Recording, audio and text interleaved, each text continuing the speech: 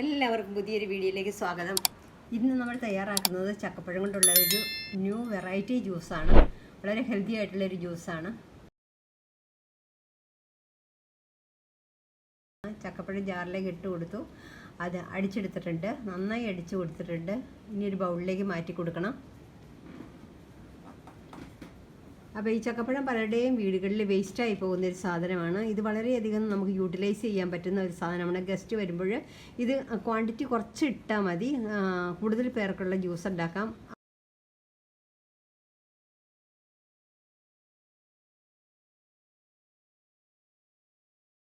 ശർക്കരപ്പാനിയാണിത്. ശർക്കരപ്പാനി അരിച്ചതിന് ശേഷം ചേർത്ത് കൊടുക്കുക. ചില ശർക്കരയ്ക്കകത്തൊക്കെ കല്ലുണ്ട്, അതുകൊണ്ട് അരിച്ചെടുത്തിട്ട് ചേർക്കുമായിരിക്കും നല്ലത്.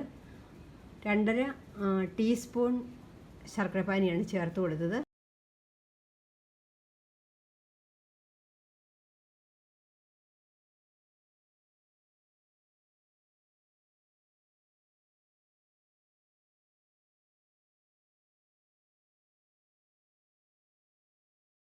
ഒന്ന് ബ്ലെൻഡ് ചെയ്യാം. ചക്കപ്പഴം നന്നായിട്ട് അരിഞ്ഞു കിട്ടിയിട്ടുണ്ട്.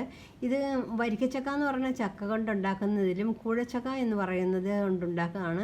കൂഴച്ചക്ക വളരെ പെട്ടെന്ന് പഴുത്തു പോകുന്നൊരു ടൈപ്പാണ്. അത് അരച്ചെടുക്കാനും വളരെ എളുപ്പമാണ്. നൂലൊന്നുമില്ല, മിക്സിയിൽ അടിച്ച് കഴിയുമ്പോഴത്തേനും നൂലൊന്നുമില്ല, വളരെ സോഫ്റ്റായ രീതിയിൽ അടിച്ച് കിട്ടി.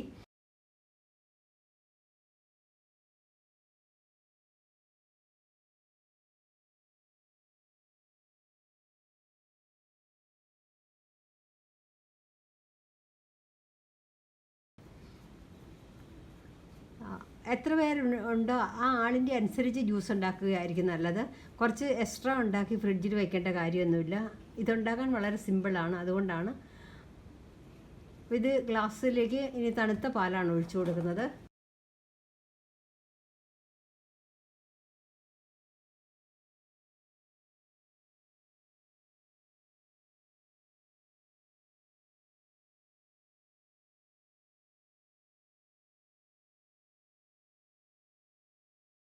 അത്രയ്ക്കും നല്ല ഹെൽത്തി ആയിട്ടുള്ള ജ്യൂസാണ് ഇത്. പാലും കൂടി മിക്സ് ആക്കിയിട്ടുണ്ട്.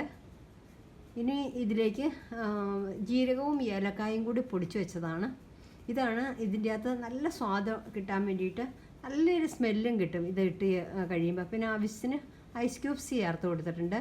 പിന്നെ ഇതിലേക്ക് ചേർത്ത് കൊടുക്കേണ്ട ബദാം കട്ട് ചെയ്തതും, പിന്നെ നിങ്ങളുടെ കയ്യിൽ എത്ര ഡ്രൈ ഫ്രൂട്ട്സ് ഉണ്ടോ അതനുസരിച്ച് നിങ്ങൾക്ക് കഴിക്കാൻ ഇഷ്ടം അനുസരിച്ച് ഇട്ട് കൊടുക്കുന്നവർക്കൊരു കുഴപ്പമില്ല, അത് ചേർത്ത് കൊടുക്കാം.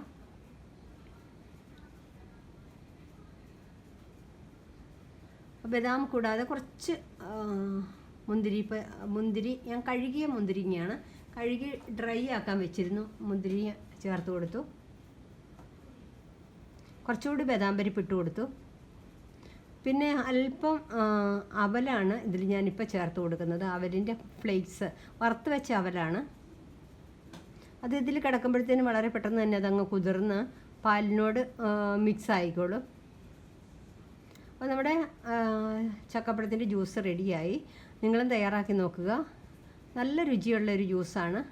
Thanks for watching. അപ്പോൾ പുതിയൊരു വീഡിയോയുമായിട്ട് ഉടനെ കാണാം. അതുവരെ ബൈ.